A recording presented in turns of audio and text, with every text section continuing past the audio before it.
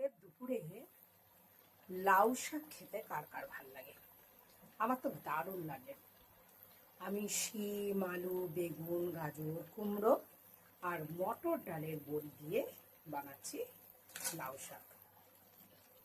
প্রথমে আমি সবজিগুলো হালকা ভেজে নিয়েছি, তারপর তেল দিয়ে 5 ফোড়ন, তেজপাতা, শুকনো লঙ্কা দিয়েছি, ডাঁটা, আলু, ভাজা সবজি সব দিয়ে নুন, হলুদ, একটু মিষ্টি, কাঁচা লঙ্কা কাঁচা দিয়েছি, জিরের গুঁড়ো দিয়েছি, দিয়ে ঢেকে মোটামুটি 60% হওয়ার পরে এই ভাজা বড়িগুলো ভালো করে তেলে ভেজে রেখেছিলাম নিয়েছি। এবার এগুলোকে একটু গুঁড়িয়ে দেবো। তাতে যেটা হবে, তরকারিটার মধ্যে বেশ একটা মাখো মাখো ব্যাপার থাকবে, তাহলে তরকারিটা জমে যাবে।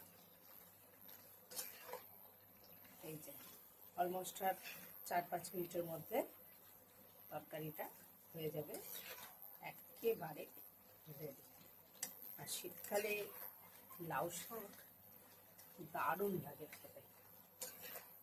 চাইলে 1 চামচ ঘি লাস্টে দিলে আরও ভালো লাগবে, তবে আজকে আমি ঘি দেব না।